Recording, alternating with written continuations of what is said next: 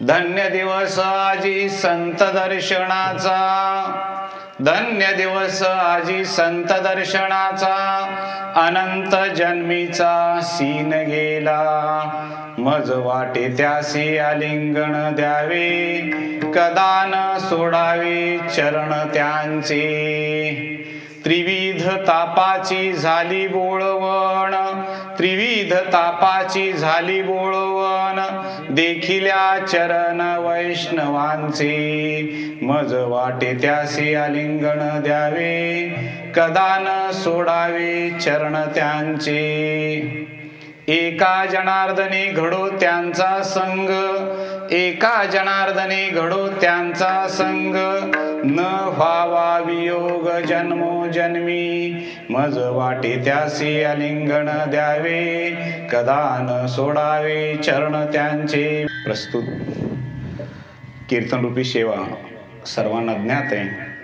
बीजोत्सवापासून उद्याच्या षष्टीपर्यंत, नाथषष्टीपर्यंत हा एका सांप्रदायिक घराण्यामध्ये, आदरणीय बापूंच्या घराण्यामध्ये पूर्वपार चाललेली परंपरा चालवण्यासाठी विशेष करून याच्यामध्ये दररोजचे संगीत, भजन, संगीत कार्यक्रम वेगवेगळे, आणि आज कीर्तन आहे, उद्या कीर्तन, पुष्पवृष्टीचं, अशा एक समारोपाकडं आपण चाललेलो आहोत।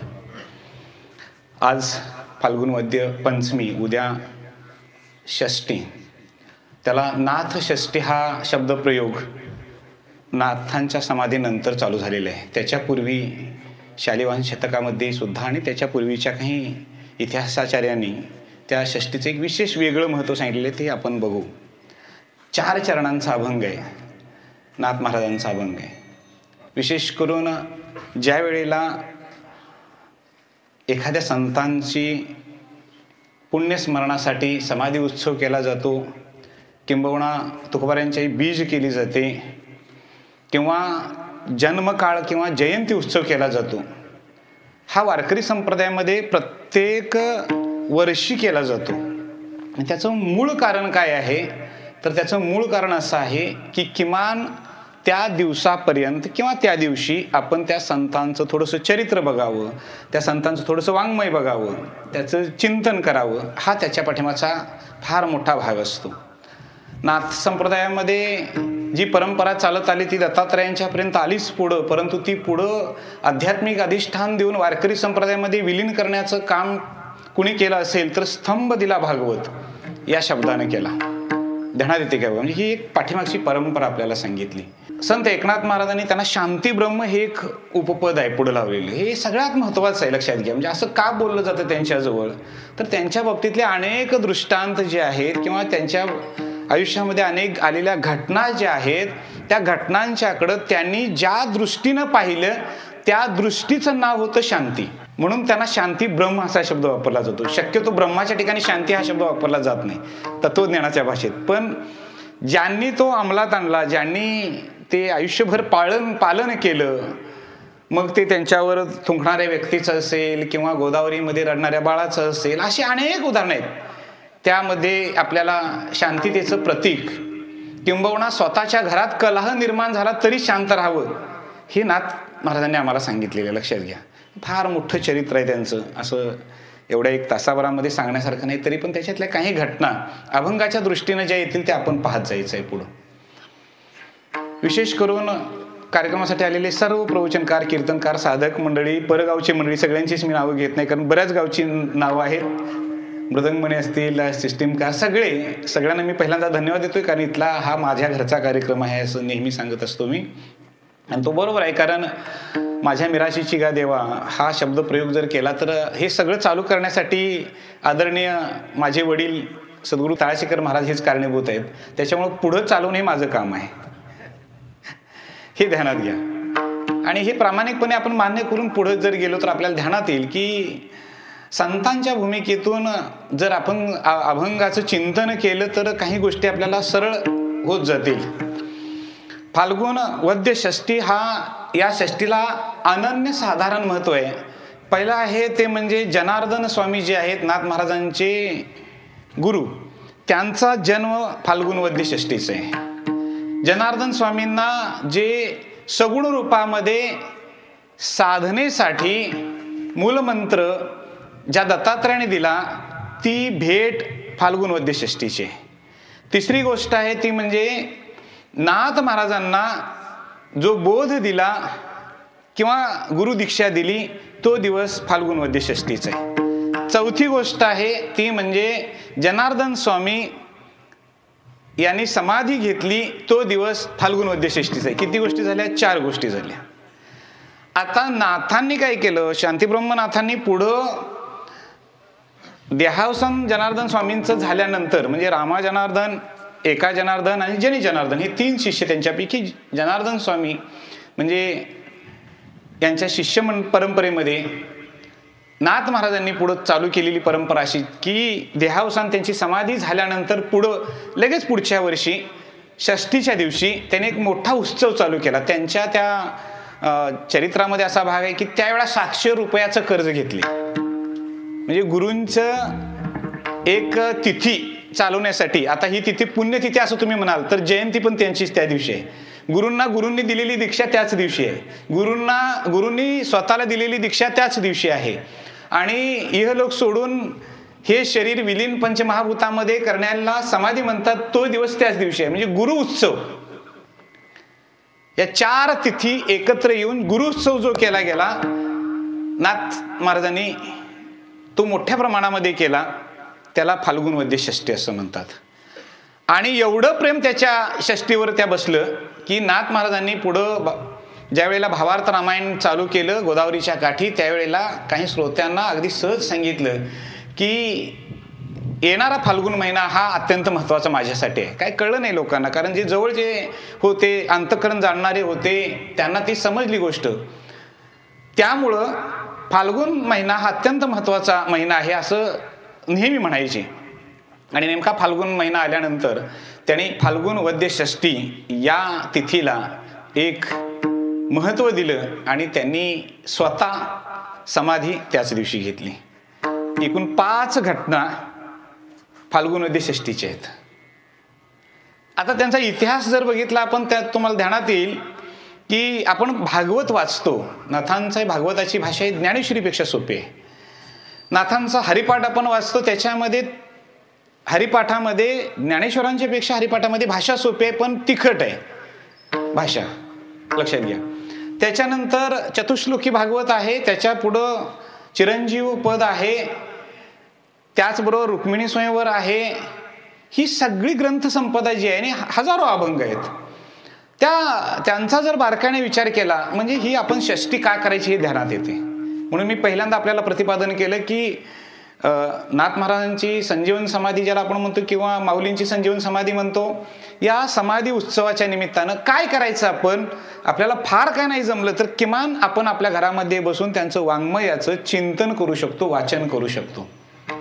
ध्यानात घ्या. यामुळं काय होतं की त्यांच्याजवळ असणारं जे दिव्यत्व त्यांनी प्राप्त करण्यासाठी केलेली जी साधना आहे ती साधना त्यांच्या कार्याचा आढावा घेत असताना आपल्या मुनीमानशी राहते आणि ते कार्य हळूहळू आपल्या शरीराकडून होत असतं, आपण करत नसतो. काय होत असतं, आपल्या शरीराकडून होत असतं आणि ते शरीराकडून व्हावं सतत म्हणून प्रत्येक वर्षी षष्टी करायची, प्रत्येक वर्षी बीज करायचं. का?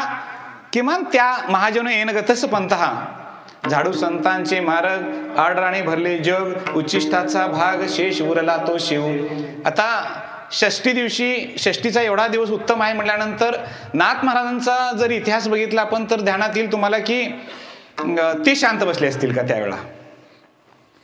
मग ते शांत बसले नाहीत म्हणजे मग आम्ही फक्त त्यांच्या त्या फोटोवर पुष्पवृष्टी केली नाही आम्ही ग बसायचं का? नाही. बरं, आता उद्याचा दिवस संपला षष्टी की परवा दिवशी सप्तमी चालू होणार आहे, आम्हाला पुढच्या षष्टीपर्यंत आठवण असणार नाही. कारण आम्ही माणसं कशी आहे, उपक्रमशील माणसं आहे, नित्य नैमित्तिक कर्म करणारी माणसं आपण आहे. उपक्रमशील माणसांना उपक्रम जवळ आल्यानंतर आठवण होते, तो पण आठवण होत नाही. ध्यानात घ्या. त्याच्यामुळं सतत आपल्यामध्ये राहावं, चिंतन राहावं याच्यासाठी त्यांची अभंग आहेत. आणि त्या अभंगातील एक छोटासा 4 चरणाचा परंतु वारकरी संप्रदायाचं विशेष महत्त्व, साधनेचं विशेष महत्त्व आणि गुरु भेटल्यानंतर, संत भेटल्यानंतर आपल्याला काय काय मिळू शकतं याच्या सर्वांचं वर्णन करणारा धन्य दिवस आजी संत दर्शनाचा. धन्य हा शब्द वापरला आणि आजी या शब्दाला पूर्व आणि उत्तर या दोन दिशा याला मिळतात. संतांचं वाङ्मय समजून घेत असताना आपल्याला ध्यानात येईल काही ठिकाणी असे शब्द येतात त्यावेळेला त्याची चिकित्सा करावी आपण बारकाईनं. का असा शब्द आजी म्हणजे का? मग आम्ही म्हणतोय आजी, मग आता किती वर्ष झाली, किती शतकं पाठीमागे गेली तरी आजी आपण म्हणतो, असं का? मग उद्या जरी आपण हा अभंग म्हटला तरी काय म्हणणार आहे? आजीच असा शब्द म्हणणार आहे. धन्य दिवस हा धन्य दिवस आहे. आता तो धन्य दिवस आपल्या आयुष्यात कधीतरी यावा त्या दिवशीला आजी म्हणायचं, म्हणून आता म्हणायचं. कळलं काय बघा? धन्य दिवस आजी संत दर्शनाचा अनंत जन्मीचा शीन गेला. अनंत जन्मीचा शीन घालवण्याचं सामर्थ्य संत दर्शनामध्ये आहे. म्हणून मज वाटे त्याशी आलिंगन द्यावे, कदा न सोडावे चरण त्यांचे. त्यांची भेट झाल्यानंतर काय मिळतं? तर जे मिळवायचं ते मिळतं. मिळायचं हा शब्द नाही, मिळवायचं असा शब्द वापरतोय मी. वाक्याची थोडीशी बारकाईने विचारपूस करा. जे म्हणून मनुष्य देह प्राप्त झाल्यानंतर संस्कार मिळाले आणि या संस्कारातून आपण ज्या वेळेला पुढं पुढं चालायला लागलो त्यावेळेला त्या संस्कारातून जे मिळायचं आहे ते मिळतं. त्रिविध तापाची झाली बोळवण, म्हणून मज वाटे त्याशी आलिंगन द्यावे. देखिल्या चरण वैष्णवांचे, म्हणून मज वाटे त्याशी आलिंगन द्यावे. एका जनार्दने घडो त्यांचा संग, म्हणून मज वाटे त्याशी आलिंगन द्यावे. कदा न सोडावे चरण त्यांचे, म्हणून मज वाटे त्याशी. सामान्य अर्थ आता पुढे विस्तारण निरूपणामध्ये बघितलं तर आपल्या ध्यानात येईल. धन्य दिवस आजी संत दर्शनाचा अनंत जन्मीचा शीन गेला. एका पहिल्या चरणामध्ये, पहिल्या चरणातील जो पुढचा भाग आहे त्या भागामध्ये विचारसागर तरंग क्रमांक 2 पूर्ण आहे. कळलं काय बघा? म्हणजे सगळे चिंतन करणारे आहात म्हणून मी हे सांगतोय, कारण देवळात बोलायला गेलं तर हे म्हणतात हे नेमकं काय आहे. काही लोक विचारसागर म्हणजे काय असे काही कीर्तनकार म्हणतात, त्यांना अजून माहितच नाही म्हणजे विचारसागर म्हणजे नेमकं काय काय म्हणतात. म्हणजे बरेच माझे मित्र आहेत कीर्तनकार, ते म्हणतात विचारसागर म्हणजे काय नेमकं. म्हटलं हे कळण्यासाठी अजून 1-2-3 जन्म घ्यावे लागतील, मग कळेल. तोपर्यंत नाही कळायचं. ध्यानात घ्या, कारण ते प्रारब्धात असेल तर मिळतं, नाही तर नाही. ज्ञानेने सदृशम पवित्र मेह विद्यते हा शब्द कायम लक्षात ठेवायचा. लक्षात घ्या, सहजासहजी ज्ञान मिळत नाही. भक्ती होईल, ती भक्ती कसोटीवर घासल्यानंतर योग्य आहे का अयोग्य आहे नंतरचा प्रश्न. पण हात जोडतोय म्हणजे भक्ती करतोय एवढं तरी होईल. माळ घातली म्हणजे वारकरी आहे एवढं तरी ठरलं. पण अंतरंगातला मळ किती गेलाय त्याच त्याला माहिती, बघणाऱ्याला काय माहिती. गंध मोठा लावलाय म्हणजे माळकरी आहे, 20-21 ठिकाणी गंध लावलाय म्हणजे माळकरी आहे. आता काय त्याचं त्याला माहिती, आपल्याला काय. जे बाहेर दृष्टीनं दिसतं ते आम्ही त्याच्यावर विश्वास ठेवणारी माणसं आहे. लक्षात घ्या. अनंत जन्मीचा शीन गेला. हा शीन शब्दाने अनंत जन्मीचा, बास एवढंच. याच्यावर तरंग 2 पूर्ण. जीवाच्या ठिकाणी किंबहुना सकल प्राणीमात्रांच्या ठिकाणी जी इच्छा आहे, तीव्र इच्छा आहे, त्या तीव्र इच्छेला इथं शास्त्रामध्ये असं सांगितलेलं आहे, कोणती तीव्र इच्छा आहे त्यांच्याजवळ, तर सकळ दुःख निवृत्ती आणि परमानंदाची प्राप्ती व्हावी अशीच इच्छा असेल याची शाश्वती नाही. पूर्णविराम कळला? मी सकल जीव हा शब्द पहिल्यांदा वापरलाय. सकल जीवाला ही व्याप्ती नाही आहे की सर्व दुःखाचा नाश व्हावा आणि आत्मसुखाची भेट व्हावी, प्राप्ती व्हावी, त्याच्यातून तृप्ती मिळावी. याच्यासाठी जो प्रयत्न करतो त्याला साधक म्हणतात. म्हणजे आता हे साधक वेगळे झाले, सकल जीव यांच्यामधले साधक वेगळे. आता वर्गीकरण करत चला पुढं पुढं. म्हणजे ध्यानात येईल की अशी का करावी, चिकित्सा करावी. म्हणजे चिकित्सा केल्यानंतर तुमच्या ध्यानात येईल शास्त्र नेमकं काय सांगतं. आणि परत 3रं एक चरण घातलेलं आहे. आणि त्या तिसऱ्या चरणामध्ये असं म्हणतात, त्रिविध तापाची झाली बोळवण. लक्षात आलं का बघा? मी फक्त तरंग 2 सांगितलाय, जाऊन थोडंसं चिंतन त्याच्यावर करा. सगळी तुम्हाला प्रस्तावनेसहित पूर्ण कळेल ती गोष्ट. अनंत जन्मीचा शीन गेला. शीन या शब्दाचा अर्थ काय आहे? दमलोय, भागलोय. त्याला संस्कृतमध्ये श्रांत असा शब्द वापरतात. श्रांत म्हणजे काय? दमलेला आहे. आणि दमल्यानंतर आता जी गरज आहे ती कशाची गरज आहे? फक्त विश्रांतीची गरज आहे. किंबहुना आपण ज्या वेळेला वारीला जातो त्यावेळेला वारीला गेल्यानंतर एक 20 किलोमीटरचा टप्पा आपण चाललो. त्या 20 किलोमीटरच्या टप्प्यानंतर ज्या वेळेला विश्रांतीसाठी आपण थांबवतो त्यावेळेला आपण म्हणतो पोटात काय नसलं तर चालेल, पण आता काय पाहिजे? ही विश्रांती शब्द तुम्हाला पोटात काय नसेल याचा अर्थ जेवण नसलं तर चालेल हेही आहे. एखाद्या वेळेला तहान लागलेली आहे पण पाणी प्यायला नसलं तरी चालेल, पण गरज आहे विश्रांतीची. कारण आता इथं ज्ञानेंद्रिय आणि कर्मेंद्रिय पूर्णतः थकलेले आहेत. त्यांना जर ऊर्जित अवस्था मिळायची असेल तर त्याच्यासाठी शरीर थोडंसं आराम करणं गरजेचं आहे. याचाच अर्थ आहे शिनवटा घालवण्यासाठी आम्ही काय करतो? एखादी सावली बघतो, त्या सावलीच्या ठिकाणी आपण पहुडतो आणि विश्रांती झाल्यानंतर मग आपण म्हणतो बघा इतका काल त्रास झाला पण आज बरं वाटायला लागलं. त्याला आपण म्हणतो फ्रेश वाटायला लागलं. बरं वाटायला लागलं म्हणजे काय? जी ज्ञानेंद्रिय आणि कर्मेंद्रिय थकलेली होती ती थकलेली ज्ञानेंद्रिय त्यांची विश्रांतीमुळं आता ती ताजीतावाणी झाली, म्हणजे पुढचं कार्य करण्यासाठी तयार झाली. तसं आता शीन गेला अनंत जन्मीचा या शब्दामध्ये शीन शब्द सांगतो आपल्याला अनंत जन्मामध्ये अनेक गोष्टी मी करत आलो, याही जन्मामध्ये करतो आहे, परंतु आज धन्यतेचा दिवस आहे. संतांची भेट झाली आणि संतांची भेट झाल्यामुळं माझ्याजवळ आलेला अनेक जन्मजन्मांतरीचा पुनरपि जननम पुनरपि मरणम पुनरपि जननी जठरे शयनम इह संसारे बहुदुस्तारे अपयापाहे पाही मुरारे, असं जे शिनवटा होता तो शिनवटा आता निघून गेला. आणि तो शिनवटा निघून गेल्यामुळं आता मला काय वाटलं? अनंत जन्मीचा शीन गेला अनेक जन्मामध्ये आलेला जन्म मरणाचा शीन आता माझा गेला. कुणाच्या भेटीनं? संतांच्या भेटीनं. आता हे जे मागता आहेत, जे सांगता आहेत त्यांच्याबद्दल थोडासा विचार केला तर तुमच्या ध्यानात येईल की जन्म झाल्यानंतर थोड्या कालावधीत वडील गेलेत, थोड्या कालावधीनंतर आई गेली. कारण नाथांची जन्मपत्रिका जर तुम्ही बघितली तर त्याच्यात मूळ नक्षत्र हा शब्द आहे. मूळ नक्षत्रावर जन्म. पण परंपरा पाठीमागची अशी आहे की भानुदास महाराजांनी तंजावरपर्यंत जाऊन, म्हणजे आताचा सगळा कर्नाटकचा प्रांत, पांडुरंगाची मूर्ती आणली. आणि तो इतिहास मोठा आहे, लक्षात घ्या, मी फक्त संदर्भाला तेवढा सांगतो. आणि पांडुरंगानं त्यांच्यावर कृपा केली आणि ती कृपा फलास आली एका पिढीमध्ये नाही, पुढं नाथांच्या जन्मानंतर. आणि मग मात्र नाथांचा सांभाळ आजोबांनी केला. आजोबांनी सांभाळ केल्यानंतर त्यांचं 6 वर्षानंतर मुंज झाली. तसं पैठण क्षेत्र हे दक्षिण काशी पूर्वीपासूनचं, त्या काशी क्षेत्रामध्ये अध्ययन झालं. देवगिरी किल्ल्यावर जनार्दन स्वामी हे नोकरीसाठी होते. म्हणजे आमच्या संतांचं चरित्र हे फार याज्वल्य आहे.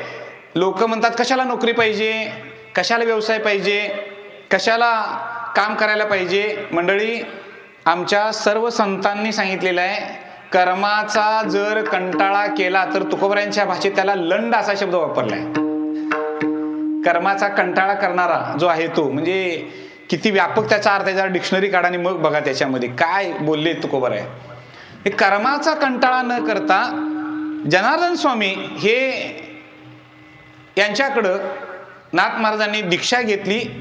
वेदशास्त्र संपन्नता त्यांच्याकडे होतीच, फक्त गुरूंची भेट होणं गरजेची होती.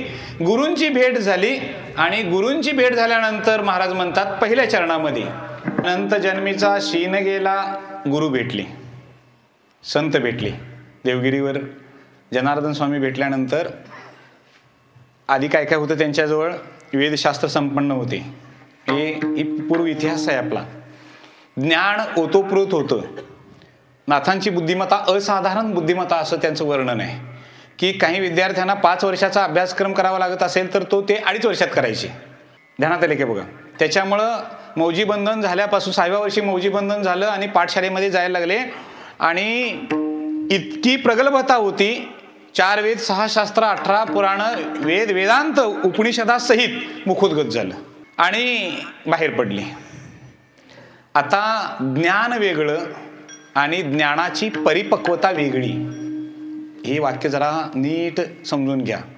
ज्ञान वेगळं आणि ज्ञानाची परिपक्वता वेगळी असते, लक्षात घ्या. ज्ञान म्हणजे काय, जे तुम्हा मला अवतीभोवती मिळतं ते ज्ञान आहे, लक्षात घ्या. म्हणजे वरण जर करायचं असेल तर सर्वसाधारणपणे आपण बघितलेलं असतं की लसूण नीट करून ठेवलेला आहे, थोडासा ठेचून ठेवलेला आहे, कोथिंबीर चिरून ठेवलेली आहे, मिरची 1-2 ठेवलेली आहे, जिरं मोहरी कढीपत्ता ठेवलेला आहे, डाळ शिजवून घेतलेली आहे. हे सगळं झालं. आता कढई भांडं काय असेल त्याच्यामध्ये आम्ही तेल टाकून थोडंसं ती फोडणी आपण टाकणार. याला काय म्हणतो आपण, वरण करणी. याला रेसिपी म्हणतो आपण, लक्षात राहा काय बघा. म्हणजे आईकडं, आजीकडं, मैत्रिणीकडं, बहिणीकडं, कुणीकडं तरी कुठंतरी हे या मुलींनी बघितलेलं असतं म्हणून वरण करता येतं असं ते म्हणतात, लक्षात आलं काय बघा. पण वरणाची फोडणी बसली का नाही हे वरण न करणाऱ्याला सुद्धा कळतं. कळले काय बघा. ही फोडणी फार महत्वाची आहे. नको तिथं टाकू नये, पण पाहिजे तिथं गरजेचीच असते ती, लक्षात घ्या. नको तिथं पडली फोडणी तर ती वाट लागते, लक्षात घ्या. पण वरणाची फोडणी, एखादा रसस्वाद घेणारा असेल तर त्याला वरणाची फोडणी कळते, लक्षात घ्या. आपल्याकडे एक नवीन पद्धत आली, लक्षात येते का बघा. त्याला तडका मारणे असं म्हणतात. तडका मारणे हा एक प्रकार आहे, लक्षात आलं काय. हा तडका आताचा नाही, पूर्वीपासूनचा आहे. तर ज्याला जेजमेंट जमलं त्याला वरण जमलं. मी वरण फक्त सांगतोय थोडंसं, अगदी हे वरण. आता तुमच्या ध्यानात येईल की ज्ञान 4 वेद 6 शास्त्र 18 पुराण उपनिषद सर्व मुखोद्गत झालेले आहेत. राहिलेले आहे अजून परिपक्वता व्हायचं राहिलेलं आहे. काय राहिलेलं आहे, परिपक्वता. आपल्याकडे माहिती आहे, आता मला वाटतं सीझन अनेक 15 दिवस जातील आणि 15 दिवसानंतर आपण आपल्या बागेमध्ये, परसामध्ये कुठं आंबे जे असतील ते आपण काय करणार आहे, तोडून ठेवणार आहे. ते कुठे ठेवणार आहे, तोडून आडीला घालणार आहे. म्हणजे आपल्याकडं बंदिस्त खोली असेल, आता बंगल्यांच्या मध्ये नाही बंदिस्त खोली, म्हणून हाऱ्यात पोतं पिंजर वगैरे टाकून त्याच्यामध्ये आम्ही ते ठेवणार आहे. मग आता अडचण काय, आंबेच आहेत ना आताचे.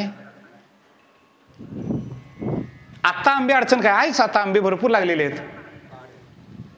आता नाही का, नाही पाड नाही, लक्षात. हा शब्द फार महत्वाचा आहे. पाडाला आलेले आंबे जर काढले आणि जर ते आडीमध्ये ठेवले तर आडी घालणाऱ्याला निर्धास्तता असते. आता गावले फुकटचे म्हणून मिळाले आणि आणले आणि जर ते आडीला घातले तर देणाऱ्याला वाटेल महाराजांनी नेले. पण महाराजांनी जी आडी घातलेली आहे ती महाराजांनी झोपच लागू देत नाही. कारण का, आता लागते सळले काय, पन करून प्या लागते कुणास ठाऊक. पण माहित आहे ना. हा, याचा अर्थ परिपक्वता जर आली, ज्याला पाड आला, ते पाडाला आलेला आंबा जर तोडला आणि जर तो ठेवला तर त्याला रोज उठून बघायची गरज नाही. तो स्वतःहून सांगतो मी पिकलोय म्हणून. तो स्वतःहून सांगतो मी पिकलोय म्हणून. कळते काय बघा. म्हणजे ही सिद्धता फार मोठी आहे. 4 वेद 6 शास्त्र 18 पुराण उपनिषद सगळी झाली, पण अजून कमी होतं. त्यांच्यासाठी तीर्थयात्रा चालू केली. आजोबांच्या सांगण्यावरून नाथांनी तीर्थयात्रा चालू केली आणि तीर्थयात्रा करत जाताना त्यांना असं वाटत होतं की देखील चरण वैष्णवांचे एवढं झाल्यानंतर माझी त्रिविध ताप निघून जावेत, असं जिथं वाटते तिथं माझं नतमस्तक, म्हणजे मी त्यांना गुरु. हाही सिद्धत आहे. म्हणजे लक्षात घ्या, कुणालाही गुरु मानायचं नाही, कुणालाही शिष्य करायचं नाही, हे लक्षात घ्या. याची व्याप्ती एवढी मोठी आहे की परिपक्वता आलेली आहे आता. पण आता चाललेत देवगिरीकडे, चाललेत. देवगिरीवर गेल्यानंतर पहिल्यांदा त्यांनी पहिल्याच गेटला किंवा पहिला जो कमान आहे तिथंच अडवली. म्हणले कोण तुम्ही? ते म्हणले असे असे आम्ही पैठणहून आलो वगैरे वगैरे सांगितलं. ते म्हणले नाही वर जाता येणार, कारण खजाननीस होते. जनार्दन स्वामी हे कोण होते?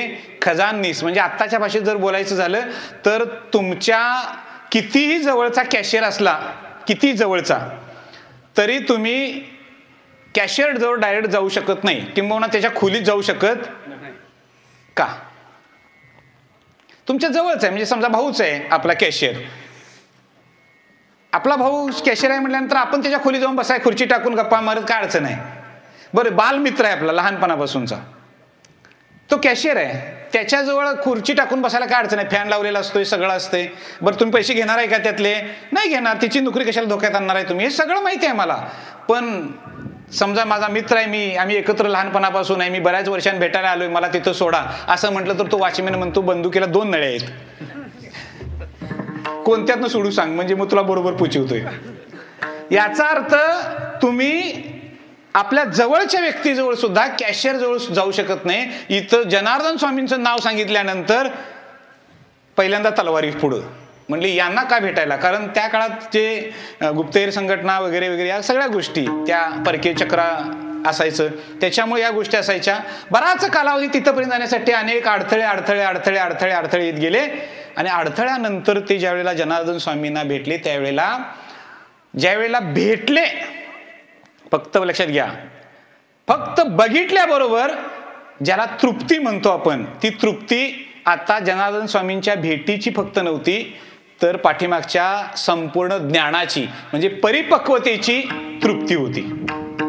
आणि या तृप्तीनंतर मग तिथं ते थांबले. सगुण रूप दत्तात्रयांचं देवगिरीवर झालेलं आहे, स्वामींना नाथांना स्वामींनीच दिलेलं आहे. त्याच्या पुढचा इतिहास फार महत्वाचा आहे. ते ज्या वेळेला आले आणि आपलं विहित कर्म, वारकऱ्याचं विहित कर्म ज्या वेळेला ते करायला लागले, त्यावेळेला मात्र त्यांच्या ध्यानात आलं की सामान्य माणसाला ज्ञानही पाहिजे आणि भक्तीही पाहिजे, किंबहुना ज्ञानोत्तर भक्ती ही सर्वश्रेष्ठ भक्ती आहे.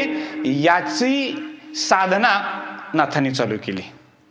आणि या साधनेसाठी त्यांनी सांगितलं की शीन जो आलेला आहे, आता कुणाला शीन येतो? एर बहु जोडीती किरीटी, जयांची भजने भोगासाठी, आशा तिमिर दृष्टी अंध झाली. स्वतःच्या पोटासाठी जे रडतात त्यांच्यासाठी नाही, शिनवटा त्यांच्यासाठी नाही. कदाचित शिनवटा आल्यासारखा वाटेल पण निघून गेला, काही त्याचं तारतम्य राहणार नाही. पण संत दर्शनानंतर माझा शीन गेला. कारण संतांच्या ठिकाणची भूमिका अशी आहे, कृपाळू सज्जन तुम्ही संत जन, कृपाळू सज्जन तुम्ही संत जन, कृपाळू सज्जन तुम्ही संत जन.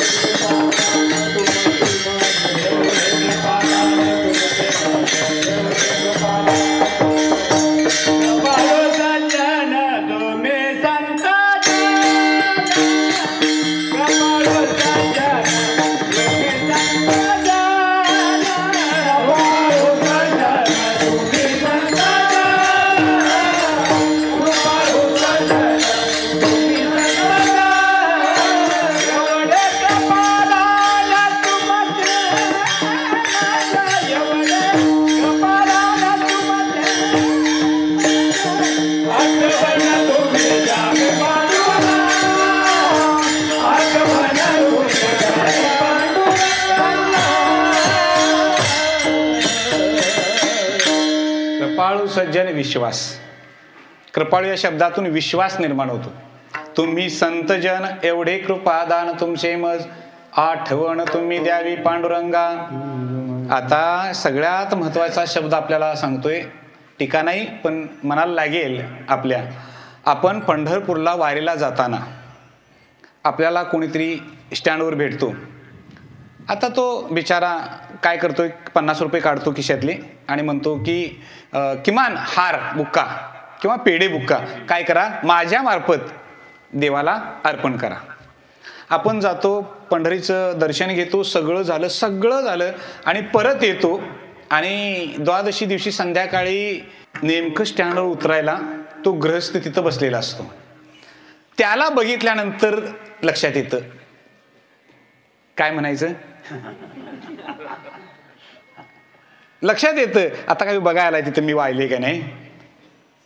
पण विश्वासानं संतांच्या ठिकाणी काय तादात्म्य तयार होतं लक्षात घ्या. संतांना एखादा निरोप दिला तर ते निश्चित नेऊन तिथपर्यंत पोहोचणार. कारण का, अत्याचार आणि अनाचार या दोन्हींचा समन्वय बाजूला ठेवून एकोप्यानं एकाच्याच ठिकाणी सदाचार नावाची वृत्ती समाजात पसरवतात, त्यांचं नाव आहे संत. मग आपण अति प्रामाणिक असेल तर आपण म्हणू बाबा तू 50 दिल तसे 50 घे परत, कारण मी काय केलं नाही, दिलं नाही, माझं विसरलं. जरा चॅप्टर असेल तर तो म्हणेल ते पुढचे आता शब्द काय असतील ते. आता हे असं झालं, बरोबर आहे. आता दोघांचे उदाहरण देतो. आता काय झालं की हलगी वाजत एक गाडी चालली, ती भंडारा उधळत इकडं गाडी चालली.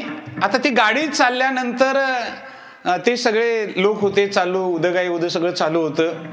आणि तिथे ग्रस्त भेटला. काय म्हटला की हे एवढे 50 घ्याने एवढा कापूर लावा.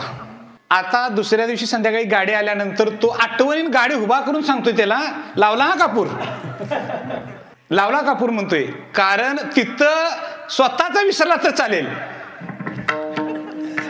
आता त्या देवतेचं महत्व आहे का मला माहिती नाही.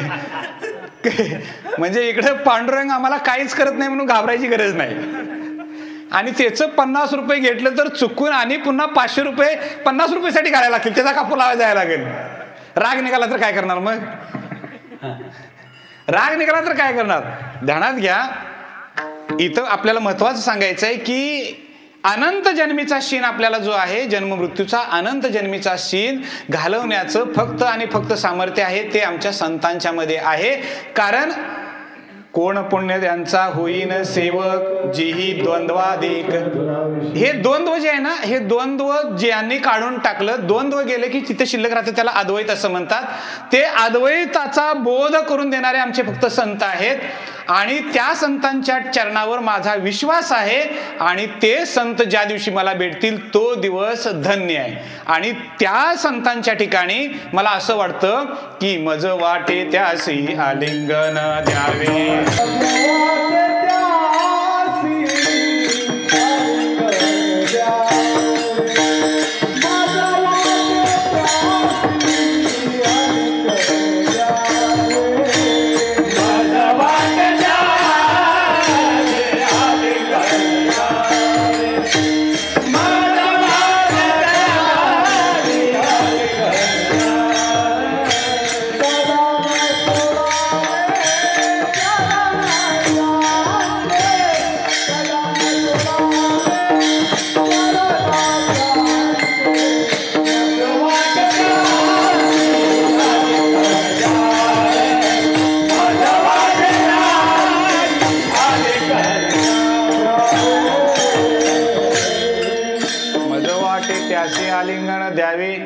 अजून शीन शब्द घ्यायचा आहे, लक्षात घ्या. थोडंसं फक्त प्रस्तावना केली, पुढे अजून यायचं आहे आपल्याला.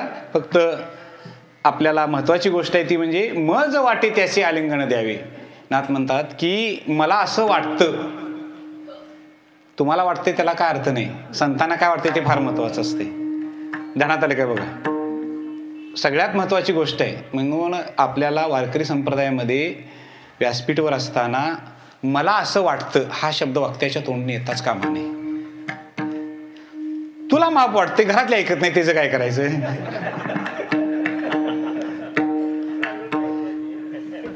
माप वाटते तुला. बापूने मी सांगितलं तर बरोबर 15 मिनिटात तिथं आहे. बापू त्यावेळेला फोन आपला झाला त्यावेळेला 6:20 झालती की नाही सांगा. बरोबर किती मिनिटं झाली? 6:20. मी सांगितलं बरोबर 15 मिनिटात फेटाच बांधावलोय. आणि खरोखर फेटा बांधाल तो त्यावेळेला.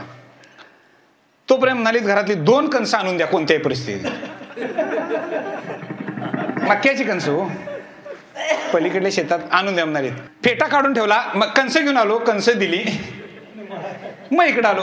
कसं आहे माहितीये का, बरं नाही आता सांगते, घरोघरी मातीच्या चुली. तुझं घरातले ऐकणार नाही, तुझं समाजान काय ऐकावं हा पहिला प्रश्न आहे. मला वाटते तुला माप वाटते, तुला वाटून काय उपयोगाचं नाही. संतांना काय वाटतंय ते सांग. मज वाटे त्यासी नाथ म्हणतात. मला वाटतं असं की आलिंगन द्यावे. कुणाला? कारण कृपा कटाक्षे न्याळिले आपुल्यापदी बैसविले बाप रुक्मा देवर विठ्ठले भक्ता दिदले वरदान. एवढं साधारम्य वादानं अद्वैत सिद्धांताचा बोध अंतःकरणामध्ये जे ठसवतात त्या संतांच्या जवळ गेल्यानंतर मी माझं पण बाजूला ठेवावं. कोणकोणत्या गोष्टी? मी आणि माझं पण, या दोन्ही गोष्टी ज्या वेळेला बघा, मी कुठे येतो शरीराच्या ठिकाणी आहे, माझं पण सुद्धा शरीराच्या ठिकाणी आहे. या दोन्ही गोष्टी बाजूला ठेवून ज्या वेळेला मी संतांच्या जवळ जातो त्यावेळेला संतांच्या जवळ गेल्यानंतर कुठून वाकलेला असतो? कमरेतून, गुडघ्यातून नाही, दंडवत आचार्या. दंडवत म्हणजे कळलं का? सर्व ज्ञानेंद्रिय आणि सर्व कर्मेंद्रिय एका रेषेत घ्यायची. लक्षात येते का बघा? आता सर्व ज्ञानेंद्रिय आणि सर्व कर्मेंद्रिय जर एका रेषेत घेतली तर ज्ञानेंद्रियांची आणि कर्मेंद्रियांची जी तुलना आहे किंवा आजच्या भाषेत जर आपण बोलायचं झालं तर श्रेष्ठ कोण दोघांपैकी? मग ज्ञानेंद्रिय श्रेष्ठ का कर्मेंद्रिय श्रेष्ठ? हात श्रेष्ठ का डोळे श्रेष्ठ? हात नसणाऱ्याला वाटतं की बाबा हात नसेल पण किमान डोळा आहे, ज्ञानेश्वरी ते वाचू शकतोय. मग कोण श्रेष्ठ? डोळा श्रेष्ठ. बरोबर आहे की नाही? ज्ञानेंद्रिय सगळी ज्ञानेंद्रिय लक्षात घ्या. ज्ञानेंद्रिय आणि कर्मेंद्रिय श्रेष्ठत्वाचा भाव हा एकमेकाच्या अनुसंधानानं येतो. लक्षात घ्या. म्हणजे उपनिषदामध्ये फार सुंदर याची संकल्पना दिली आहे. प्रत्येकाला असं वाटायला मीपणा आला, मी आणि माझं सांगतोय फक्त आणि पुढे जातोय मी, की डोळ्यांना वाटायला लागलं की मी आहे म्हणून सगळं शरीर चालतं. डोळ्यांनी सांगितलं की बाबा काय नाही देवा, थोडे दिवस आम्हाला विश्रांती द्या, रजा द्या, आम्ही थोडे दिवस थांबतो, बघूया यांचं चालतंय काय. डोळ्यांना विश्रांती दिली, रजा दिली देवानं, शरीर आहे तसं चालायला लागलं, काहीच कुठं अडचण नाही. मग डोळे पुन्हा जाग्यावर आले, कानांनी विश्रांती घ्यायची सोडलं, आपण आहे म्हणून सगळं चालते. ज्ञानेंद्रिय सांगतोय त्या ज्ञानेंद्रियांनी कान गेले विश्रांतीला. 8 दिवसानंतर त्याला कळलं कानांना की आपला काय उपयोग व्हायला नाही, कारण आपण नसताना शरीराच्या सगळ्या क्रिया चालू आहेत, चला आपण गप गेलेलं चांगलं. रसनेला जिभेला वाटायला लागलं की आपण गेलो तर शरीर काय चालणार नाही, कारण चवीचं खाल्यामुळे व्यवस्थित होतं, मेद वगैरे वगैरे वाढतात. तर जिभेनं ठरवलं आपण रजेवर जायचं. जीभ 8 दिवस रजेवर गेली, शरीर आहे तसं चाललंय. ती पण पुन्हा आली, नाकाचं तसं, कानाचं तसं, त्वचेचं, सगळ्या ज्ञानेंद्रियांचं आणि सर्व कर्मेंद्रियांच्या बाबतीत हीच गोष्ट झाली. पण प्राण नावाची एक गोष्ट आहे याच्यात. त्या प्राण नावाच्या गोष्टीनं असं ठरवलं सगळीच विश्रांतीला 8 दिवस, आपण रजे 8 दिवस जायला काढचं नाही. प्राण नावाची गोष्ट ती काय म्हटली? सगळ्या इंद्रियांचा समान हक्क आहे ना, सगळ्यांनी 8 दिवस रजा भोगली, आपण 8 दिवस रजा भोगायची आणि परत यायचं. ते गेलं 8 दिवस रजेवर. 8 दिवसानंतर प्राण नावाची गोष्ट ज्या वेळा खाली आली त्यावेळेला म्हणले माझं गेलं कुठे? 8 दिवस कुठलं? 8 तास ठेवत नाहीत, कारण तुझ्यामुळं त्याला किंमत आहे, पण त्याची झाली माती. आता ती झाल्यामुळं प्राण आहे तसा मागे गेला. म्हटला केलं काय नाही झालं काय, आतापर्यंत म्हणत होतो मी आणि माझं, पण याच्यात मी आणि माझं कुठं शिल्लक राहिलं नाही. विषय संपला. इथं पुढची गोष्ट फार महत्वाची आहे. दंडवत हा जो शब्द आहे की प्रणिपात केला म्हणजे ज्ञानेंद्रिय आणि कर्मेंद्रिय एका रेषेत आली. याचा अर्थ ज्ञान आणि भक्ती ही एका रेषेत आली. ज्यावेळेला एका रेषेत येतात त्यावेळेला उच्च नीच भेदभाव शिल्लक राहत नाही. भक्तीनं म्हणायची गरज नाही मी पुढं आहे, ज्ञानानं म्हणायची नाही मी पुढं आहे, आणि जे सगळं करतोय त्यानं म्हणायची नाही गरज की माझ्यामुळे सगळं घडते. कळते काय बघा? म्हणून त्यांच्याजवळ जावं, त्या संतांना मज वाटे त्यासी आलिंगन द्यावे, कदा न सोडावे चरण त्यांचं चरण सोडावे असे वाटत नाही. म्हणून दंडवत हा शब्द समानतेनं आला आणि मग तिथं मागणं मागायला चालू केलं. कायमी उद्धार पावे, काय उद्धार पावेन, काय कृपा करील नारायण, ऐशी तुम्ही सांगा संतजन. म्हणजे इतकं ज्ञान मिळवावं आणि पुन्हा समानतेने ज्ञानेंद्रियाने कर्मेंद्रिय असावीत. याला म्हणतात नम्रता. नम्र झाला भूता तेने कोणिले अनंता. अशी व्याप्ती घेऊन पुढे गेल्यानंतर मग तिथं संत हे पद येतं. संत हे पद लक्षात आला. मग तिथं संत तेथे विवेक असणे की जे. मग त्या संतांच्या जवळ जी एक गोष्ट असते, त्यांच्याजवळ एकच गोष्ट असते ना. आमच्याजवळ हजारो आहेत, एक नाही. लक्षात आले का? एक नाही, फक्त हजारो आहेत. जसं रांडेविने जीवी शृंगार पै केला तैसा ज्ञानी झाला प्रेमाविन किंवा भक्तीविन असा शब्द आहे. लक्षात घ्या. म्हणजे सगळं आमच्याकडे आहेत पण एक गोष्ट नाही.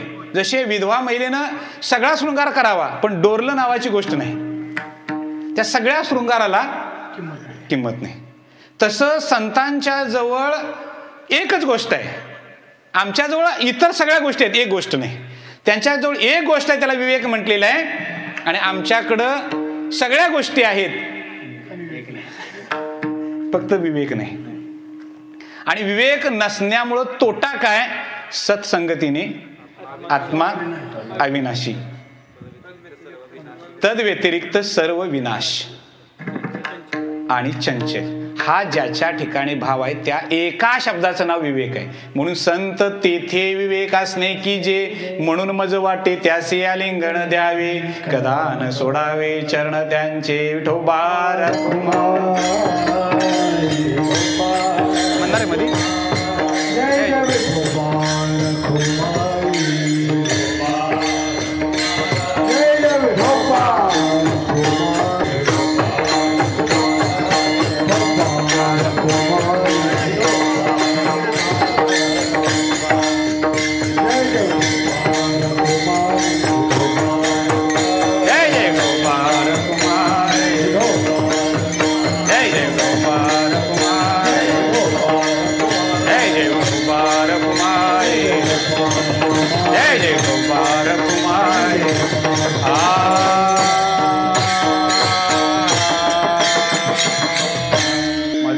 त्याचे आलिंगन द्यावे, कदा न सोडावे चरण त्यांचे. फक्त 2 उदाहरणं आपल्याला देतो आणि पुढे जातोय, ती नाथांच्याच आयुष्यातील आहेत. ज्ञान आणि भक्ती एकत्र असेल तर त्याचं काय होतं, आणि ज्ञान भक्ती आणि संत जर सोबतील असतील तर त्याचं काय होतं. याचं एक उत्तम उदाहरण नाथांच्या जीवनामध्ये एक दंडवत स्वामी म्हणून एक गृहस्थ होते, नाथांचे शिष्य पैठणमधले. त्यांना एक नेहमी असायचं की कोणी भेटलं आपल्याला, समोर भेटले की दंडवत घालायचा, आणि त्यांचं नावच असं की दंडवत स्वामी. कुणालाही बघितले की प्राणी मात्र भेटला की दंडवत, असंच त्यांचं चाललेलं असायचं. झालं काय, काही कुटाळ लोक होते, त्या कुटाळ लोकांनी एक गाढव मेलेलं बघितलं, आणि जे दंडवत स्वामी येत होते त्यांना बोलवून घेतले. इकडे या म्हणले, तुम्ही सगळ्यांना दंडवत घातले? हो म्हणले, माझ्या गुरूंनी सांगितलेलं आहे की प्राणीमात्रांच्या ठिकाणी जो ईश्वर आहे तोच तुझ्याजवळ आहे, आणि आपण शरीराला नमस्कार करायचा नाही तर त्याच्यातील ईश्वराला नमस्कार आपण करतो. ठीक आहे म्हणले, इथं गाढव झोपलंय म्हणले, काय कर, त्याला दंडवत घाल म्हणले. आता ते मेलेलं होतं, त्यांना माहिती होतं, याला बिचारायला काय माहिती नव्हतं. बरोबर आहे म्हणला, काही अडचण नाही म्हणले. सरळ गेले आणि त्यांनी त्या गाढवाला दंडवत घातला. दंडवत घालून हे उठून उभा राहीपर्यंत गाढव उभा राहिलं. लक्षात घ्या, काय संत सोबतीला असतील तर होऊ शकते. कर्तुम अकर्तुम शक्ती जी आहे ती संतांच्या जवळ जास्त आहे, ध्यानात घ्या. कदाचित परमेश्वराजवळ, ईश्वराजवळ, देवाजवळ यदा यदाही धर्मश एवढा शब्द आहे, पण त्याच्या पुढे जाऊन आपल्याला सांगितले अनाचार आणि अत्याचारामध्ये एक सदाचार नावाची गोष्ट आहे. ती सदाचार ज्यांच्याजवळ त्यांना संत म्हणतोय आपण. ध्यानात येते काय बघा. दुसरं उदाहरण आहे की जो हरिपंडित आहे तो नाथांचा मुलगा आहे. 3 अपत्य त्यांना, 2 मुली 1 मुलगा. आता पैठण हे काशी क्षेत्र म्हणजे दक्षिण काशी असल्यामुळं अतिशय उत्तम पद्धतीने तोही संस्कृत प्रचूर झाला, विद्वत्ता चांगली मिळाली, आणि त्यांना असं वाटायला लागलं की आपण मराठीमध्ये प्राकृतमध्ये लोकांच्यावर बोलायचं नाही, बोलायचं कसं, संस्कृतमध्ये बोलायचं. थोडंसं ज्ञानी माणसांचं हे असं असतं की आपण ज्या फॅकल्टीमध्ये त्या फॅकल्टीचं बोललं की जरा प्रभाव पडतो, असं लोक म्हणतात. लक्षात घ्या, मी काय अनुभव अजूनपर्यंत घेतलेला नाही. म्हणजे माझं MA BA सगळं संस्कृतमध्ये असून सुद्धा मी समाजात कधीही संस्कृतचे शब्द प्रयोग करत नाही. लेक्चरला बसला माझ्या किंवा शिकवायच्या वेळेला पूर्ण संस्कृतमध्ये असतं माझं, तिथं काय अडचण नाही. पण सामान्य माणसं आहेत, त्यांनी संस्कृत बोललं, त्यांच्याजवळ हे म्हणणारे पंडित आहेत, आपण जरा 4 हात लांब बसूया. आणि 4 हात ज्यावेळेला समाज बाजूला जातोय त्यावेळेला त्या पंडिताची सगळ्यात मोठी हानी असते, त्याला वाटतोय मान, पण मानहानी आधीच केलेली असते. कळते काय बघा. इथं हरीला असं वाटायला नाही म्हणले काय हे नाही, त्यांनी घर सोडलं, काशीला गेले, तिथून परत आले. आता पुढचा एक दृष्टांत मी देणार आहे अत्यंत महत्वाचा, जो मला आता गरजेचं आहे, की त्यांच्याशी मज वाटे त्याशी आलिंगन द्यावे, कदा न सोडावे चरण त्यांचे. कधीच त्यांचं चरण सोडणे असं का वाटतं. काय झालं होतं की एका स्त्रीनं पैठणमधल्या 1000 ब्राह्मण जेवाय वाढायचं असं ठरवलेलं होतं. मात्र झालं काय, अल्पावधीतच तिचा पती निघून गेला, आणि ती बिचारी पाणी भरायची, म्हणजे गोदावरीचं पाणी आणायचं, दुसऱ्यांच्या घरात भरायचं. पूर्वी हे काम होतं. आता जसं आपण कशासाठी जातोय, भांगलायलासाठी जातोय, वाकुरी मारायला जातोय, तसं पूर्वीच्या काळी पाणी भरणं लोकांच्या घरात हे काम, रोजगार असायचा तो. कारण नळ नव्हते, काही नव्हते, आपण खांद्यावरून घेऊन त्यांचे घरामध्ये पाणी भरायचं, असं काम असायचं. आणि ती महिला काम करायची, त्याने तेवढ्या गुजराण चालायची. तिचा कायम प्रश्न असा होता की आपलं आयुष्य आता कधी किती राहिले माहिती नाही, पण आपण जे बोललो होतो ते आपलं अर्ध्यात राहते काय काय? 1000 ब्राह्मणांना आपण जेवाय घालायचं, अर्ध्यात राहतंय काय काय? मग एका शास्त्री बुवांना विचारला, तर ते पैठण हे माहेर घरच, त्यामुळे शास्त्री बुवांना विचारले की मी काय करू? त्यांनी सांगितले की एका ब्रह्मनिष्ठाला जर जेवायला घातलं तर 1000 ब्राह्मणांना जेवाय वाढल्यासारखं आहे. हा शब्द लक्षात ठेवा, ब्रह्मनिष्ठा. पुढे सांगतोय नंतर आल्यानंतर. एका ब्रह्मनिष्ठाला जर जेवाय घातलं तर 1000 लोकांना वाढल्यासारखं आहे. ती महिला शोधायला लागली की आपल्याला असा ब्रह्मनिष्ठ सापडला पाहिजे, आणि तिच्या डोळ्यासमोर सारखं एकच नाव यायला लागलं, नाथ महाराजांचं. की आपल्या नगरीमध्ये एकनाथ महाराज आहेत, त्यांना जर आपण बोलवलं तर पण येतील का? ते आपल्या घरापर्यंत येतील का? जेवतील का? हा सगळा प्रश्न. कारण एकट्यापुरतं शिजवायला आहे आपल्याकडं. आणि शास्त्री बुवांनी सांगितलंय एका ब्रह्मनिष्ठाला वाढलं तर 1000 लोकांना जेवल्यासारखं आहे, ते समाधान, ते पुण्य मिळणार आहे. आणि शेवटी निर्णय केला आणि नाथांना तिनं निरोप दिला. मात्र नाथाने सांगितलं मी येणार, पण स्वयंपाक मात्र तुझ्या घरात कोण करणार? हरी करणार, म्हणजे माझा मुलगा करणार. म्हणजे जेवणाला माणसं किती झाली? 2. म्हणली मी असं असं ठरलं, नाही मी एकटाच जेवणार, त्याची तुम्ही काळजी करू नका. हा हरी गेले, जेवण केलं, सगळं स्वयंपाक केला, नाथांची पाद्यपूजा वगैरे सगळं झालं, जेवणाला सुरुवात केली. जेवण झालं आणि नाथ उठले, आणि नाथाने उठल्यानंतर सांगितलं बाळा काय कर की पत्राळी तेवढी परसामध्ये पाठीमागच्या बाजूला टाक आणि मग तू जेवायला बस. त्याने होय बाबा म्हणून सांगितलं. आता तो काशीहून आलेला होता आधी, लक्षात घ्या, त्याच्यामुळे त्याचा भ्रम निराश झालेला होता. आता त्यानं पत्राळी उचलली, टाकली आणि परत आला, बघतोय तिथं पत्राळी होती. 1000 पत्राळ्या उचलायला लागल्या. लक्षात घ्या, संत आपला मुलगा जरी असला तरी त्याला प्रचितीशिवाय सोडत नाहीत, हे ध्यानात घ्या. आम्हाला विना प्रचिती पाहिजे असतं सगळं, पण हे या जगात शक्य नाही. हरीला वाटलं, मग लक्षात आलं की आपल्या वडिलांची योग्यता काय आहे, ध्यानात घ्या. म्हणून अशांना मज वाटे त्यासी आलिंगन द्यावे. कोण म्हणते असं? मज वाटे त्याशी आलिंगन द्यावे असं कोण म्हणतं? तुम्हाला प्रश्न विचारलाय, कोण म्हणतं असं? एकनाथ महाराज. बस झालं कीर्तन. मज वाटे त्याशी आलिंगन द्यावे एकनाथ महाराज जरी आपल्या अभंगात म्हणत असले तर आपण म्हणायचं आहे मज वाटे त्याशी आलिंगन द्यावे. नाहीतर नंतर बसले की म्हणायचं काय नाथ महाराजांचं गेलं त्यांच्याबरोबर, आता काय आपल्याबरोबर. काही अभंग संत वाङ्मयामध्ये असे आहेत, सगळ्या संतांचे अभंग असे कसे त्याचं लावून कसे घ्यायचे असतात अभंग बघा. काही अभंग हे स्वतःसाठी असतात, जे स्वतः मज वाटे ते असे आलिंगन द्यावे. नाथांचा जरी अभंग असला तर तो आपल्यासाठी आहे, म्हणजे प्रत्येक साधकासाठी आहे. प्रत्येकाला इथं वाटलं पाहिजे, किमान ऐकणाऱ्यांना आत्ताच्या तरी लोकांना वाटलं पाहिजे हा अभंग कुणासाठी आहे? माझ्यासाठी आहे. ध्यानात आलं तर अभंग कळेल, नाहीतर कळणार नाही. जसं मी कायम सांगत असतो की घरामध्ये आपली आई ज्या वेळेला स्वयंपाक करत असते त्यावेळेला त्या स्वयंपाकात ती गृहीत धरलेली आहे आणि स्वयंपाक करते, तिचं स्वतंत्र नाही आहे. तसं वाङ्मय सिद्धी करत असताना काही अभंग आपल्यासाठी असतात, काही दुर्जनांच्यासाठी असतात. मग तपासायचं त्या दुर्जनामध्ये मी आहे काय. प्रत्येक अभंग सज्जनासाठी असतो, तो आपल्यासाठी असं कुणी गृहीत धरायचं नाही. कारण आपण आपल्याला सज्जन जरी मानत असलो तरी समाजानं मानलं पाहिजे. समाजाच्या पेक्षा संतांच्या वाङ्मयामध्ये त्या कसोटीत बसलं पाहिजे, शास्त्राच्या कसोटीत आपण बसलो पाहिजे, मग ते ठरतं. ते तुम्ही ठरवायला लागत नाही. ऐशी याने भेटत ते साधू, मग नंतर तोपर्यंत तुम्हाला नाही तो बोध. ध्यानात घ्या.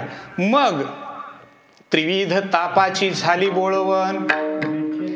आता इथं परत आता मगाशी बऱ्याच जणांची शंका अजून असणार आहेत की मगाशी महाराजांनी सुरुवात केलं पण आणि कुठं सोडलं मध्येच. प्रस्तावनेमध्ये आपल्याला सांगितलेलं होतं की सर्व प्राणीमात्रांना कशाची अपेक्षा आहे? सुखाची अपेक्षा आहे. आणि कशाची अपेक्षा नाही? दुःखाची अपेक्षा नाही. पक्क करून घ्या. सर्व प्राणीमात्रांना कशाची अपेक्षा आहे? सुखाची. आणि कशाची अपेक्षा नाही? दुःखाची अपेक्षा नाही. जंगलामध्ये फिरणाऱ्या वाघाला कशाची अपेक्षा आहे? सुखाची. आता सर्व प्राणी मात्र लक्षात ठेवायचे, जंगलात वाघ फिरायला आहे, 4 दिवस काय खायला मिळाले, 8 दिवस मिळाले नाही, 15 दिवस काहीच नाही, पोट असं आता हे झाले, त्याला आता कशाची अपेक्षा आहे? शिकारीची गरज आहे. म्हणजे एखादं हरिण दिसल्यानंतर त्याला जे सुख होते ते त्याच्या दृष्टीने योग्य आहे. हरणाला मारल्यानंतर काय होईल, मग ते बकरी मारताना काय होते ते बघा आणि मग ठरवा. लोक तत्वज्ञान सांगताना फार सांगत असतात, पण स्वतःच्या गावात स्वतःच्या घरात काय चाललंय हे बघत नाहीत. लक्षात घ्या. जीव जीवशे जीवनम किंवा जो जे वांछिल तो ते लाहो प्राणी जात. वाघाला बांधून तुम्ही काय गवत रोज आणून घालून आणि मक्याची कणसं आणून घालून खाणार नाही. त्याला जे पाहिजे ते, मग त्याला ते सुख वाटतं. संध्याकाळी 6च्या दरम्यान आपल्या गोठ्यामध्ये जायच्या आधी टप नुसता वाजला लागवडीचं भांड की पाठीमागं म्हैस किंवा गाय उठून उभा राहते आणि तिचा चेहरा त्यावेळा बघायचा. तो आनंदित होतो का? तिला माहित आता सुग्रास मिळणार आहे. सुख. कुणाला सुग्रास खाण्यामध्ये सुख, पण ते सुग्रास खाऊन तुला दूध द्यायला लागतं हेच कुठं माहिती आहे? ते दूध तुझ्या पिलासाठी नाही, ते कुणासाठी आहे? डेअरीसाठी आहे. हे तुला कुठं माहिती आहे? संकल्पना कळली? आता पुढचा विषय फार महत्वाचा आहे. सर्व सकल प्राणी मात्रांना सुखाचीच इच्छा आहे आणि कशाची इच्छा नाही? दुःखाची इच्छा नाही. आता मनुष्य प्राणी मात्राला कशाची इच्छा आहे? सुखाचीच आहे. म्हणजे सगळ्या प्राणी मात्रांच्या मध्ये मनुष्य प्राणी. आता त्याच्या खाली मनुष्य प्राणी आहे आणि जो साधक आहे त्याला कशाची इच्छा आहे? सुखाचीच आहे. उदाहरणामध्ये ऊन वाढायला लागलं, ज्ञानेश्वरी पुढे येत आहे, साधना चालू आहे, जरा गार फॅन असता तर बरं झालं असतं. सुखाची इच्छा आहे. लक्षात घ्या.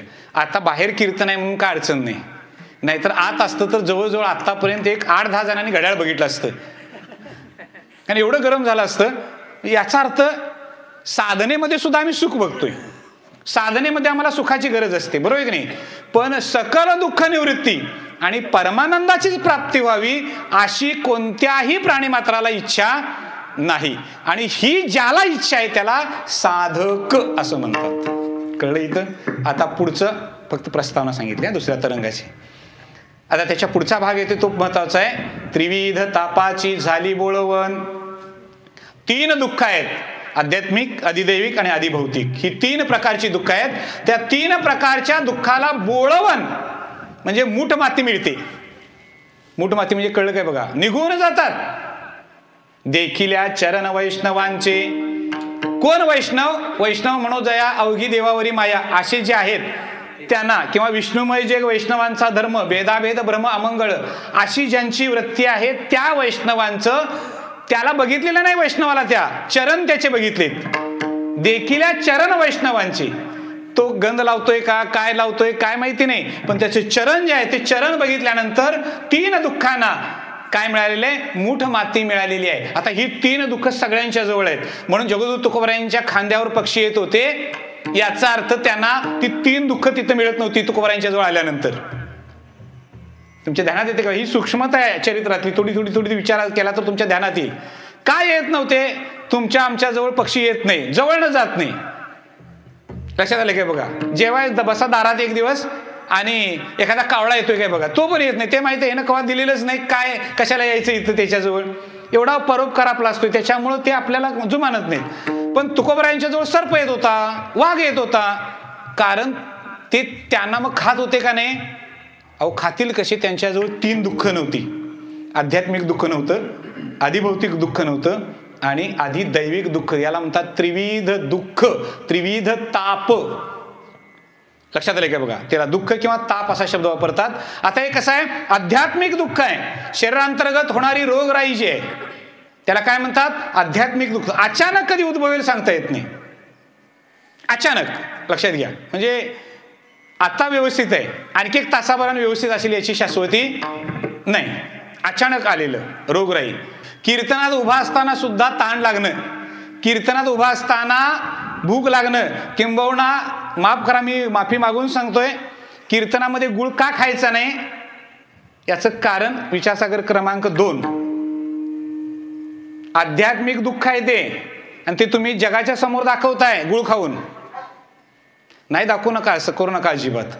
याचं कारण असं आहे की तुमच्या घशाला कोरड पडलेली आहे, याचा अर्थ आध्यात्मिक दुःख तुमच्याजवळ आहे. या सगळ्याला मूठ माती अजून दिलेली नाही. कळले काय बघा? हा सूक्ष्म विचार आहे त्याच्यातला. त्याच्या पुढची गोष्ट आहे, तहान लागल्यानंतर उपाय आहे पाणी, भूक लागल्यानंतर उपाय आहे कोणता आहे? अन्न. लक्षात घ्या. आता अधिदैविक. अधिदैविक ग्रह देवतादिक किंवा इतर प्रेत पिशाचिकांच्या पासून होणारं जे दुःख आहे त्याला अधिदैविक दुःख असं म्हणतात. काय नाही, भावकीबरोबर जायला लागते हो, नाही म्हणून चालत नाही. नाही तू वारकरी आहेस, खरं भावकी आहे ना, राग निघालाय म्हणतात, सगळ्यांनी एकत्र करायचं म्हणतात. कुठलं दुःख? आदिदैविक दुःख.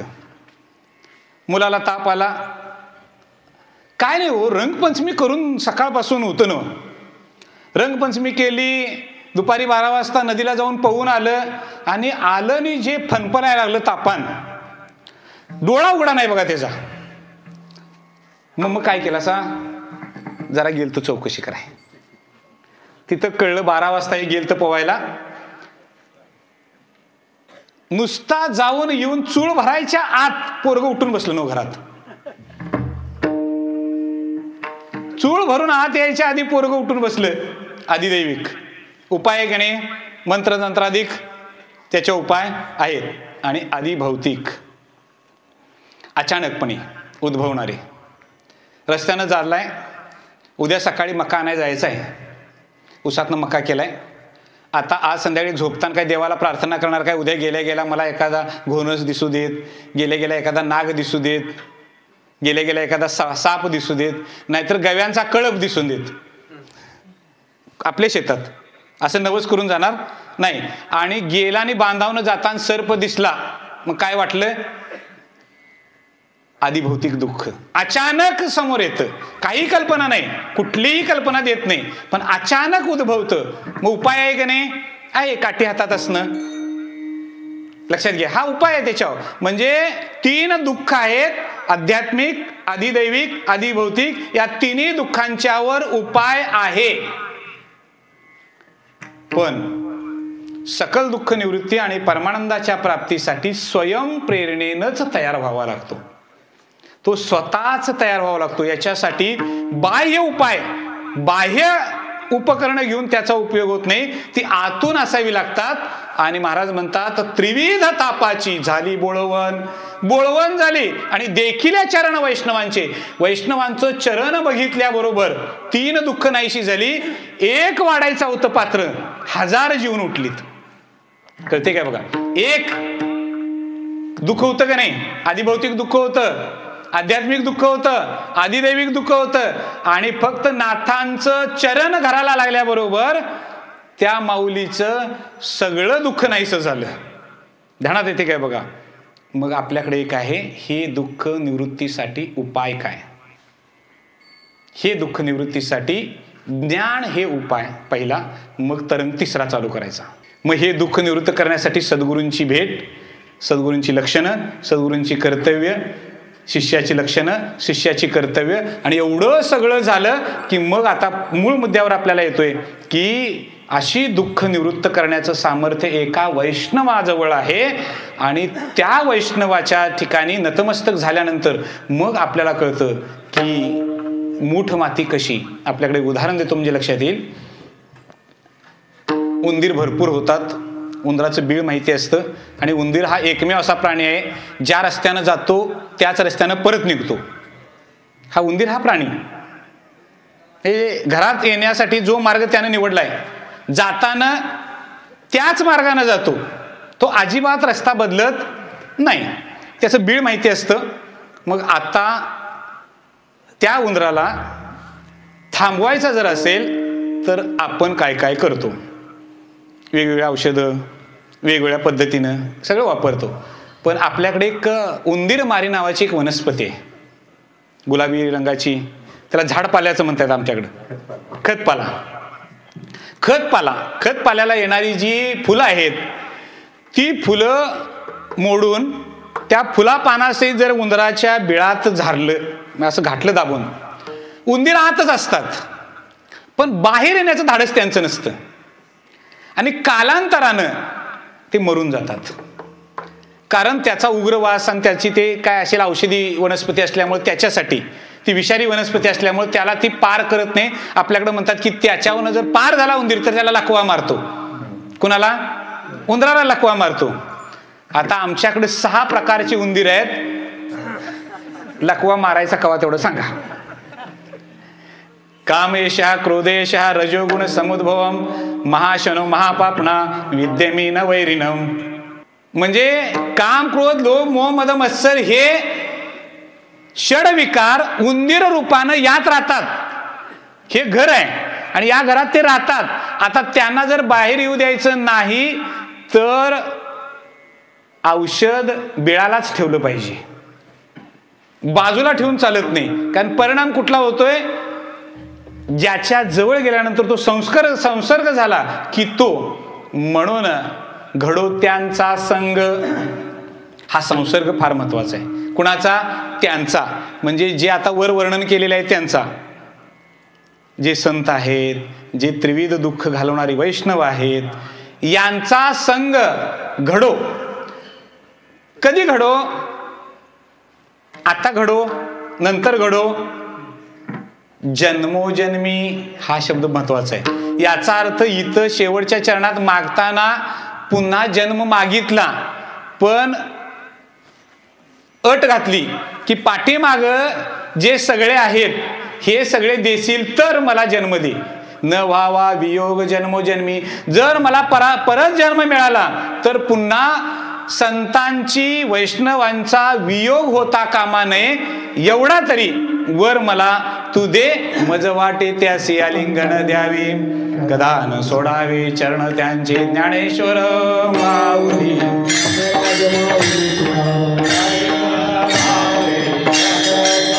महाराज ज्ञानेश्वर माऊली, महाराज माऊली, महाराज ज्ञानेश्वर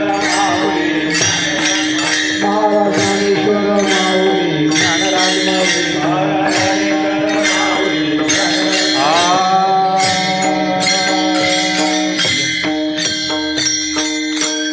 एक शरण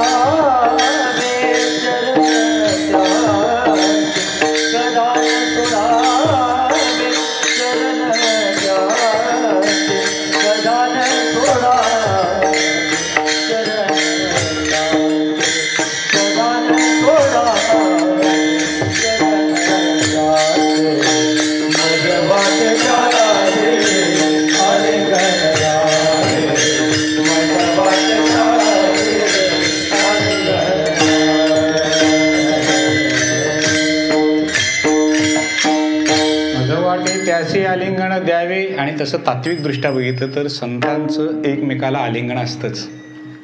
ध्यानात घ्या. म्हणून हा अभंग स्वतःसाठी असा आहे की त्यासी आलिंगन द्यावे आणि कदा न सोडावे चरण त्यांचे, कारण दुसऱ्याचे पाय धरण्याची वेळ यायची नसेल तर संतांचे पाय धरा, नाही तर नको त्या व्यक्तीवर विश्वास ठेवून आपण फसल्यानंतर आपल्याला कळतं अरे रे आपण इथं याला हात लावायला नको होता, इथं चरणावर थांबायला नको होतं. या सगळ्या गोष्टी असो मज वाटे त्यासी आलिंगन द्यावे कदा न सोडावे चरण त्यांचे. विठ्ठल जय जय विठ्ठल जय